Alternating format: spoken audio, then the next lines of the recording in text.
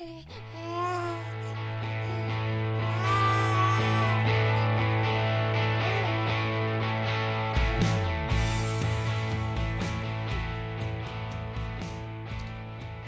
to the Aging Well podcast. I'm Jeff Armstrong here with Corbin Bruton. In this and the episodes that follow, we will share candid discussions on aging and hear from the experts. We are here to inform and encourage as we experience, aging. In this episode, we explore the Nordic diet, a dietary approach inspired by the traditional eating habits of the Nordic countries. Join us as we dive into the unique aspects of the Nordic diet, comparing it with the Mediterranean diet, and uncovering the numerous health benefits it offers. From locally sourced and sustainable foods to distinct spices and nutrient-rich components, we'll discuss how this diet can promote overall well-being and support healthy aging.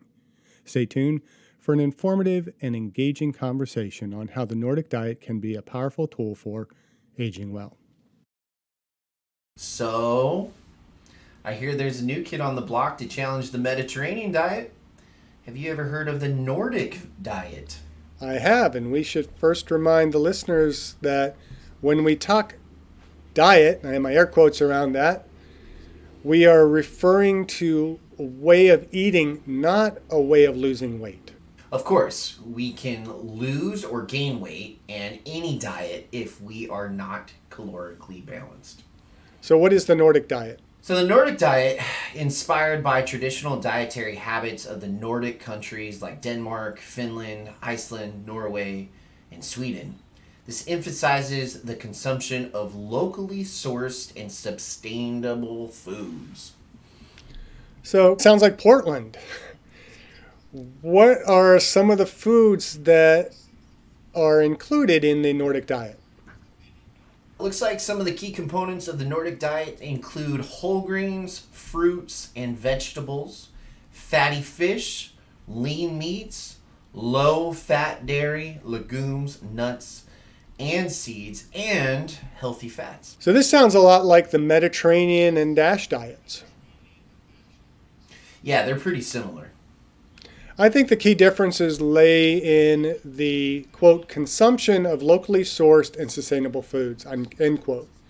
And I would guess that there are not a lot of olive trees in Scandinavia. No, there aren't. The Nordic diet emphasizes canola oil and rapeseed oil. Yeah, both of those are rich in omega-3 and omega-6 fatty acids. Well, both diets promote health benefits and emphasize whole, minimally processed foods, but they reflect the local and traditional foods available in their respective regions. So what are some other differences? Well, the key differences lay in the more regionally sourced fats, proteins, fruits and vegetables, whole grains and dairy. Well, we already mentioned canola oil and rapeseed oil versus the olive oil, but what are the differences in protein? Well, the Mediterranean diet emphasizes fish, especially oily fishes like sardines, poultry, and legumes. The Nordic diet also focuses on fatty fish like salmon, herring, and mackerel, lean meats, and legumes. Legumes will be different, of course. The Nordic diet includes more peas and beans, whereas the Mediterranean diet is more lentils. The Nordic diet also includes wild game. Wild game like deer and elk and stuff like that? Yeah, anything that is huntable, hunting game. You think about the Nordic regions historically have had much more kind of hunting for their meats as opposed to farming of meats or fishing of meats. It's a little less of a fish industry per se up in the Nordic Scandinavian countries, but there's a lot more hunting. And so, yeah, deer, elk, all those types of more gamey foods, even like wild fowl, like duck and geese and those types of things would be included more on a Nordic diet. Which I know a lot of people don't necessarily like game food. They think taste quote unquote gamey. I actually favor venison and elk and those types of meats. I mean, I would much prefer those over buying farm raised beef and some of the other meats that we tend to eat. Even range-fed chicken versus wild hunted turkey or something like that is much, much different. Yeah, totally. I love I love the taste of elk and deer, especially if it's prepared correctly. It doesn't really have that gamey of a taste if the people that are hunting it actually prepare it. And then a lot of our supermarkets are starting to have, elk, deer, and bison available. It's over in the frozen food section, but it's just in that little tiny portion of. They have all different types of weird meat there. They have rabbits and pig hooves and things to that effect, but there's some pretty good solid lean meats in there as well. Yeah, and I don't think most grocery stores are going to be the best places to buy game food because it's going to be so horribly marked up. But in the United States, we have a lot of regions of the country that hunting is very much popularized. And so, for example, my middle sister lives in West Virginia, and her husband and her two boys are avid hunters. They almost always, probably shouldn't even say almost always, probably always bring back their limits in terms of deer every season. And so they always have a freezer full of deer meat. And so some of that hunting and, eating of natural game should be encouraged. This is the United States. We have a lot of hunters in this country. And so even maybe boosting that industry more of even selling some of that wild game that you have to your neighbor could be a pretty good way of moving us a little bit more toward a Nordic diet. Yeah, so speaking of Nordic diet, you mentioned with the Mediterranean diet they use more legumes while the Nordic diet uses more peas. But I'm assuming that fruits and vegetables are going to be quite different as we move up from the Mediterranean region north into the Nordic region. Yeah, I mean, the Mediterranean is going to be very abundant in a wide variety of fruits and vegetables, especially like tomatoes, green leafy vegetables, citrus fruits. The Nordic diet highlights a bit more berries, like blueberries and lingonberries, which I've never had lingonberries.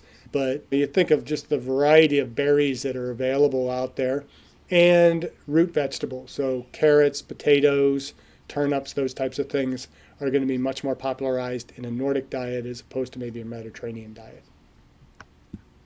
Which is interesting because haven't we typically been told through the recent years to stay away from those root vegetables like potatoes and carrots? They have a higher insulin spike on the body, and so we want to stay away from that. Well, I think some of that has been misconstrued, and certainly there are better potatoes than others. Like white potato isn't necessarily the best potato to eat, but there's a lot of varieties of different sweet potatoes. My wife just made recently these sweet potatoes that were really deep purple. And if you start getting some of the color into your foods, I think the more we start looking at roots and vegetables that have a lot of color to them, we're starting to see more nutrients. The more variety of color, the more nutrients that we're going to be getting in our foods. And we can't trust a lot of the dietary recommendations that have been made in the past because they've been driven by a lot of different policy rationales and industries and things like that to tell us that things are not healthy, things are better. I think there are better choices in some potatoes and roots and things like that. Our understanding of the insulin spikes are a little bit different as well. And you also have to consider, too, you're not sitting down eating a big bunch of carrots. We're not rabbits. That's not the only thing we're eating. And so that insulin spike is going to be a bit more modulated by the other foods that we're eating as we incorporate fats, as we incorporate proteins into the diet. That's much more modulated. And I actually think carrots is probably one of the best go-to vegetables because they're relatively cheap. They keep well in the refrigerator. They're very nutrient dense. And so if you can't afford some of the fancier vegetables, but you want to get a good bang for your buck, buying carrots is a good route to go. And even potatoes. we can get a lot of good nutrients, good carbohydrates out of healthy potatoes. How do we fix those is going to be a little bit more of the issue in terms of whether those insulin spikes have a negative or positive effect on us. I would assume beets and turnips are actually have a lot of health benefits. Oh yeah, beets and turnips are awesome. And I love beets. Yeah, beets are great. Can't beat a beet. Bears, beets, and Battlestar Galactica. Wow. Hopefully somebody gets that reference. All right. So the Mediterranean diet includes whole grains like wheat, barley, and bulgur, whereas the whole grains on the Nordic diet like rye, barley, and oats. Yeah, so there's a little bit of difference in terms of the overall grains involved.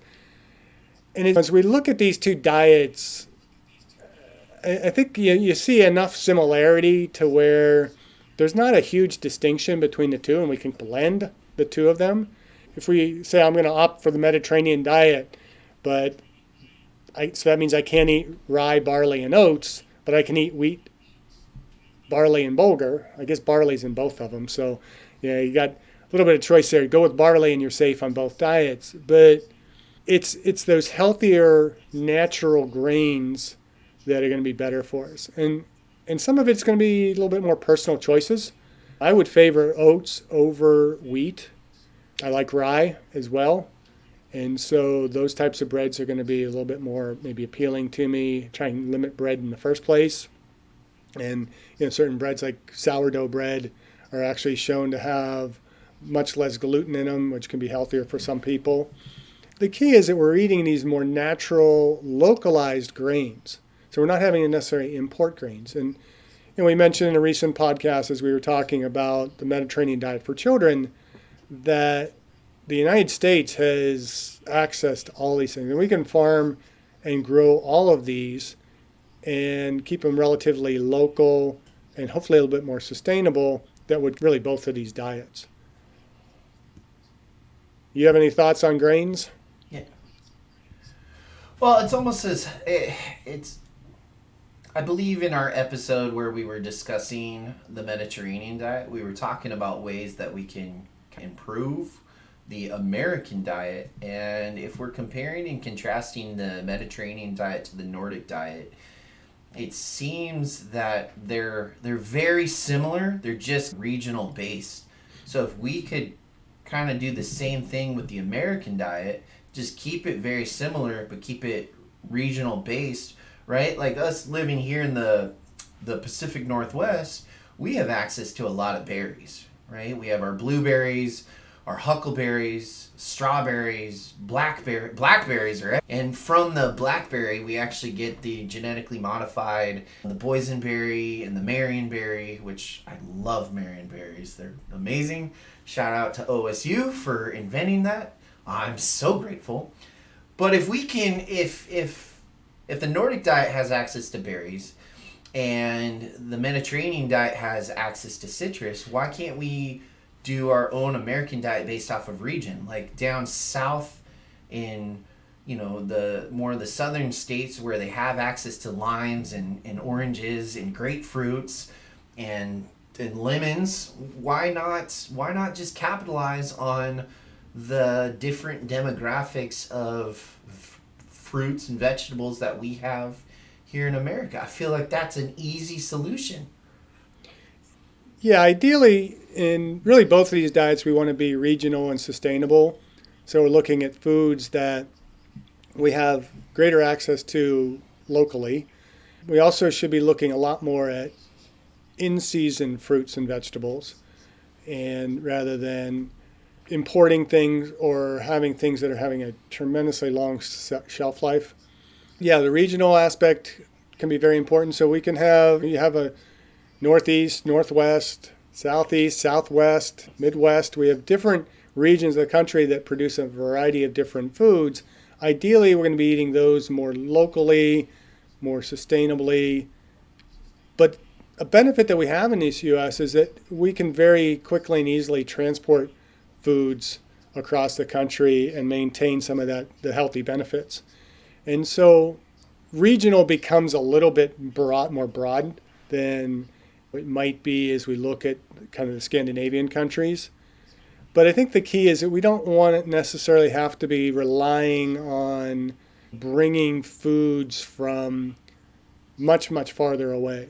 I always laugh at people that are on like the paleo diet and they're eating avocado. And avocado is supposed to, be a good part of the paleo diet. Well, the Paleolithic man never had access to an avocado. And for many of us, the avocado is coming from regions of South and Central America. It has to be transported here. So it's not a local, necessarily sustainable food. And so it wouldn't necessarily fall into the guidelines of what would be Nordic. But we can compromise based on what's available to us in this region, but what we can also access the most sustainably and with the most healthful benefits. And again, we don't want to be necessarily consuming foods that are having to be stored for a long period of time. Maybe they're harvested early so that they're ripening on the road as they come to us. We want things as fresh as possible. We get apples in the Northwest as well. I mean, Washington apples are pretty popular, right? Well, those have a pretty long shelf life to begin with, so we can eat those throughout the year. But there might be other things like carrots. Is it best to eat them when they're freshest and grown here? But we can also get them frozen. You can get them canned. There's a lot of different ways that we have access to foods in a more broad sense that can give us the healthiest general food and nutrition. Does that make sense? That makes sense. All right, so now we come to dairy. Thoughts on dairy? Yeah, so when I'm thinking the Mediterranean diet, I think feta cheese, and I also think Greek yogurt. Of course, the Mediterranean diet includes moderate amounts of cheese as well as yogurt, and I think yogurt's probably the more primary focus of dairy. And we've talked about the Mediterranean diet in the past. There's variations of that where some variations are incorporating a little bit more dairy, particularly as we look at attempting to age well and the health benefits for the older population, getting some more of the vitamin D and some of the other benefits of dairy and the fats in dairy for brain health. But the Nordic diet also focuses on low-fat dairy products. Have you ever tried skyr? Nope. You got to try it. If you like yogurt, skyr is a traditional Icelandic dairy product. It's very similar to yogurt, but technically it's classified as a cheese. It's been a staple in Iceland for centuries. It has this kind of really thick, creamy texture to it. It has a bit of a tangy flavor. Nutritionally, it is very high in protein and low in fat. So it makes it a very healthy option when it comes to calcium and other essential nutrients. It's produced by kind of taking and heating skim milk. So it already is naturally lower in fat. They add active cultures to it that cause it to ferment. The curds then are strained, and it gives it this really thick consistency. It can be consumed on its own. You can add fruits to it, honey. It can be used in desserts, topping for a lot of different dishes. I really like it. It's got, again, that high protein content. It's got a lot of probiotics. It can be very beneficial for muscle maintenance, good for digestion, just really great for overall health. I think its popularity is starting to spread a little bit more. You're seeing it more in grocery stores. So you can get it beyond going to Iceland for it. I think it's starting to gain a lot more recognition. So you got to try it. Actually, my son got me turned on to it. My son's much more attuned with our kind of more Nordic heritage in addition to our Scottish heritage. I had never heard of it before and tried it. And I just like it. And when I look at the label on it, I think there's like 2 ingredients in skyr. And the protein content is much higher than we see in Greek yogurt. And there's some other brands and variations of it that even have higher protein levels in it. So you can get a pretty good dose of good balance of amino acids, almost the full complex of essential amino acids in your dairy product. Where would you even get that? Like, I've never even heard or seen that in any of the local grocery stores around You just have to my look in the dairy aisle next to the yogurt. You might have to look carefully. There aren't a lot of brands. So you might have to look through all the different brands of yogurt and Greek yogurt. I can't think of the popular brand that we get. I think there's really only like a couple brands at the local stores. And sometimes we have to go to a particular grocery store in order to find the yogurts that we like. And so you have to maybe shop around a little bit. And again, it gets into this whole issue of availability. If you don't have availability this year, it doesn't mean, that, oh no, I can't be on the Nordic diet. You can substitute, you can have Greek yogurt and still have a more Nordic diet. And likewise, you can do a more Mediterranean diet and be eating skyr instead of Greek yogurt. And so you just have to look for it, hopefully find it in your local grocery store. They're both really great sources of calcium and protein. Greek yogurt tends to have a little bit more of a creamy texture to it. It's a little bit tangier. It usually has a little bit more higher fat content compared to skyr. And also a little bit, because you're substituting the fat for the protein, it has a little bit lower protein content. Do you eat much yogurt? I used to as a kid. My mom did a really good job of trying to have my brother and I have a fairly balanced diet, fairly healthy. I ate a lot of yogurt growing up, and even through college, yogurt was one of my staple. And then when I graduated college, I switched it up to Greek yogurt just because I was doing personal training and I was slowly started counting my macros and stuff like that, and the protein calorie balance, like, it was just, to me, Greek yogurt was a way better option. They used to have one that was like 35 grams of protein and only 100 calories or less, and it was just boom, that one little pack, and it was really good. It was really flavorful. Now that I'm older, I just stopped eating yogurt. I don't know why. Like, if I buy it, it'll just sit in the fridge and then I'll just forget about it. I don't eat it as often as I once did. So what are your dairy choices? Choices, just either milk or honestly just whey protein at this point. Well, whey protein wouldn't be considered really a dairy product per se. It's from Just in my dairy. opinion. I mean, it comes from dairy, but you're not getting all the full benefit of dairy. You're really just getting the protein benefit of the dairy.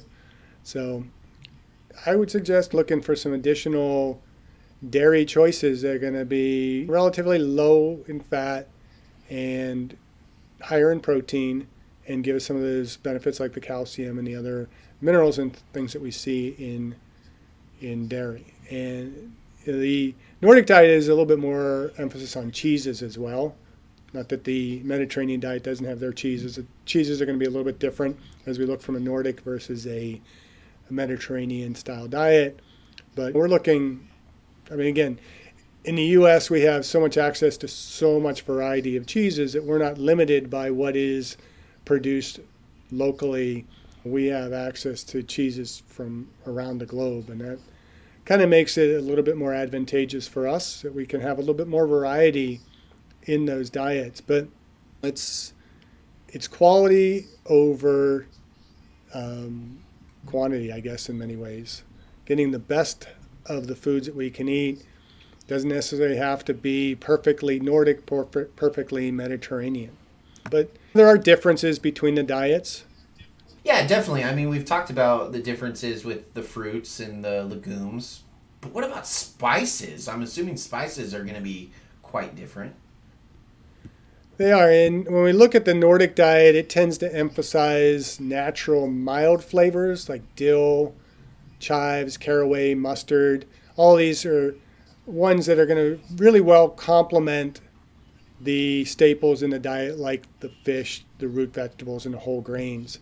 So these, And if you've ever had any kind of Nordic dishes, these spices are often used to enhance the flavors of the dishes, but not being overly powering to the natural taste of the main ingredient, of like the fish or the grain or whatever it might be.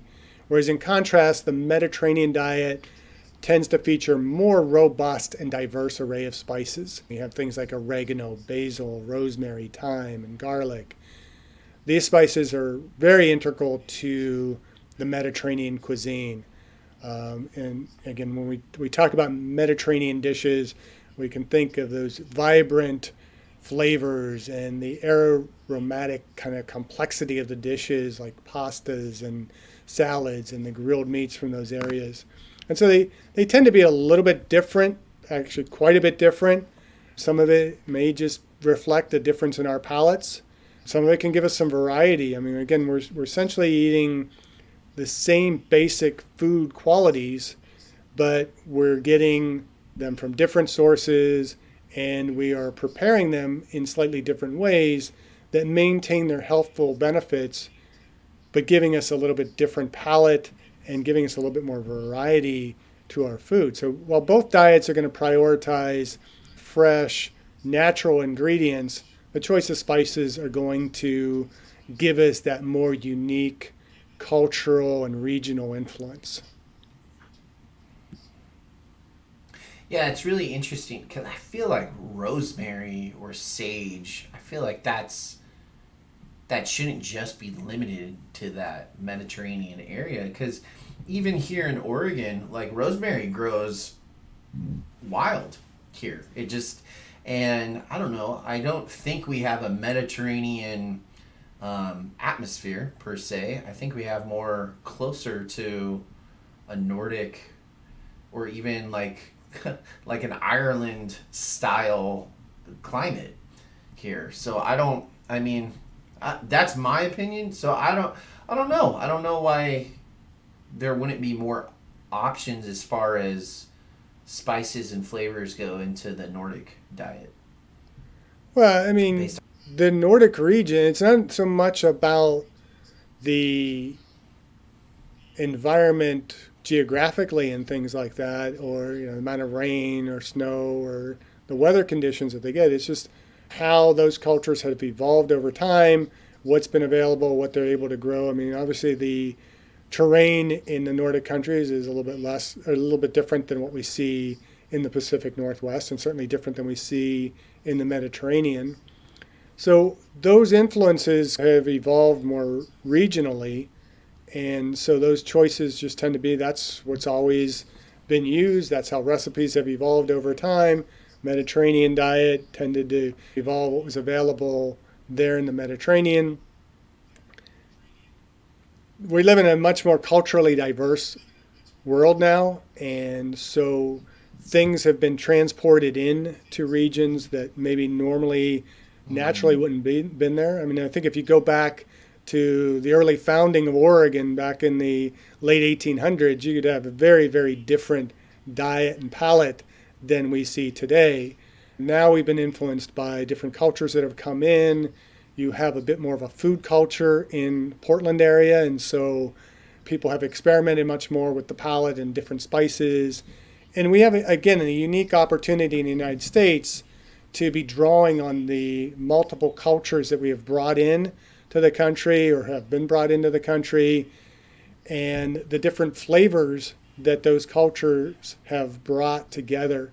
And so we have a much more broader mix of spices and flavorings in our spice cabinets than you might see more regionally in the Mediterranean or in the Nordic regions. And again, too, those are traditional diets.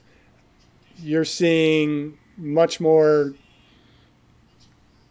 cultural diversity brought into all those areas just because we're able to access more spices and import flavors and things like that from other regions. And so those are equally diverse. I don't think that when you look at a Nordic diet that everyone in Scandinavia is eating always this same very Nordic diet. There is other flavors to it. I'm sure you might have an Italian meal from time to time in a Nordic country. But traditionally and historically and regionally, that's where those diets have found themselves. And so both diets really promote health benefits and emphasize the whole minimally processed foods, but they reflect really those local and more traditional foods and cultures that are available in their respective regions.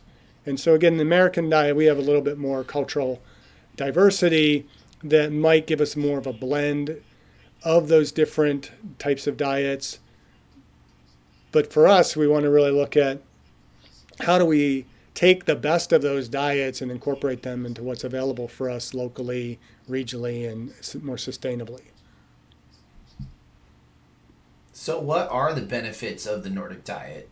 Because I presume they're like, it seems to me that it's almost similar to the Mediterranean diet. It's very similar, and so similar, in fact, that I would say they are the same.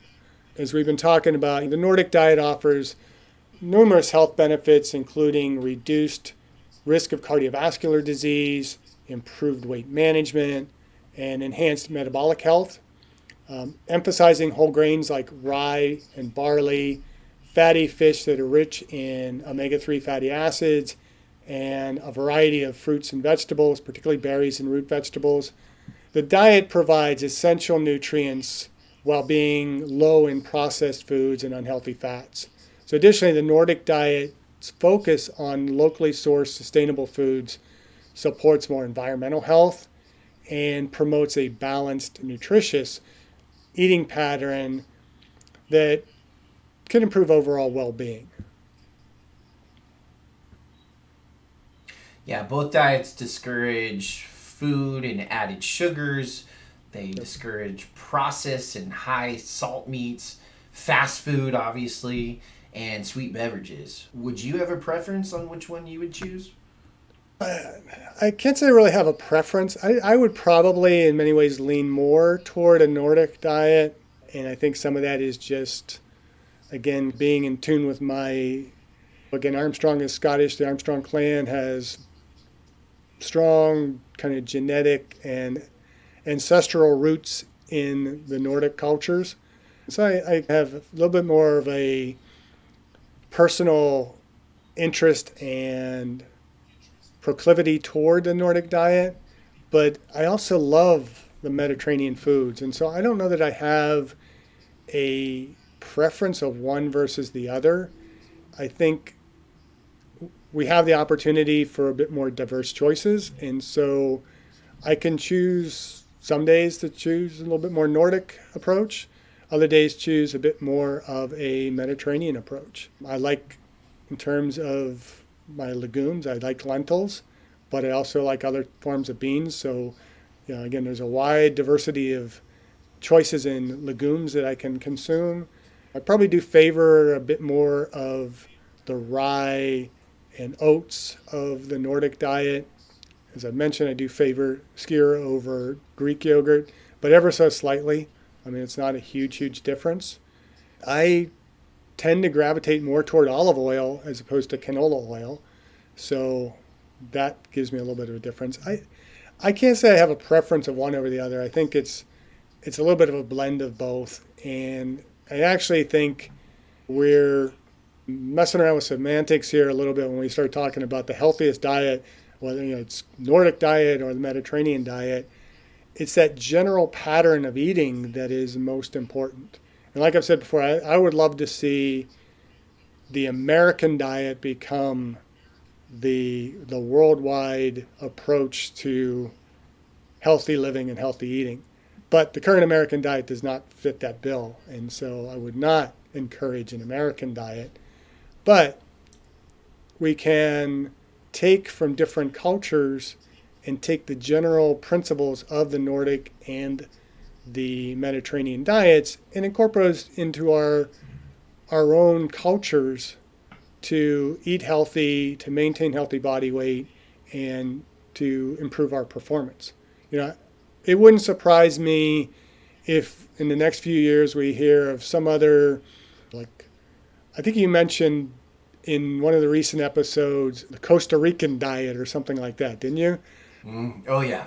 Yeah, or Brazilian diet, or even, and I've had this conversation with students in my exercise physiology class because we have a growing proportion of Hispanic students, particularly Mexican students, or students of Mexican origin in our classes, and we're talking about some of them saying how unhealthy their traditional diets are. And it's like, well, let's really look at that. I mean, there are healthy options within those particular diets that we can incorporate so that we can maintain some of our ethnic culture and traditions, but still eat healthier. And so I think almost any culture's diet can be considered heart healthy and good for longevity if the choices follow those basic principles that these two diets follow, where we look at trying to eat regionally, locally, trying to eat more environmentally sustainable foods, eating more seasonal foods, but eating foods that are good quality fruits and vegetables, quality grains, lean meats or meats that are healthy fatty meats that are high in omega-3, omega-6 fatty acids, and eating those types of foods, eating more legumes or regional local beans, is going to give us very similar healthy diets. So it's those basic dietary principles, not so much the specifics of what spices are used, what recipes are included in the diet. One thing that we've never really mentioned when comparing all of these diets, we've never really mentioned mushrooms, and maybe we should revisit that on another podcast episode. But mushrooms are regionally grown wherever, and there's a ton of literature out there that talks about the huge benefits that mushrooms have, and the literatures are getting more and more popular. Obviously, in your local grocery store, you can see supplements that of lion's mane or turkey tail, or even they have mushroom coffee now, which is absurd to me. But that's, mushroom, people are starting to recognize the benefits of mushrooms, and maybe that's something that can be considered as a part of the American diet with all the different species of mushrooms that we have growing naturally here. Yeah, and I don't discount that there isn't a certain component of local mushrooms included in in both the Mediterranean and the Nordic diets. I mean, sure, mushrooms grow everywhere in the globe, pretty much. Maybe not everywhere, Right. but certainly not Antarctica. Bunch But of- again, it gets incorporated into some of the regional aspects of the foods that we might be eating that are going to be considered to be healthy. And honestly, I'm not sure of all of the nutritional benefits of mushrooms. I know there's certain components of different mushrooms that have different beneficial effects, and I would say probably if you're eating, regional or local mushrooms, a variety is going to be obviously better than one specific type as well. So all in all, the Nordic diet promotes and focuses on environmental sustainability, seasonal eating, and minimal processed foods. The research has shown that the Nordic diet can have numerous health benefits, including reducing the risk of cardiovascular disease, aiding in weight management, and improving overall metabolic health. Whether you choose the Mediterranean diet, the Nordic diet, or a mix, or something that's similar in cultural variation, focus on food choices that include fatty fish in addition to healthy meats, lots of local seasonal fruits and vegetables, whole grains, legumes, nuts, seeds, low-fat dairy, and your seasoning of choice. If you do all of this, you will age well. thank you for listening. I hope you benefited from today's podcast. And until next time, keep aging well.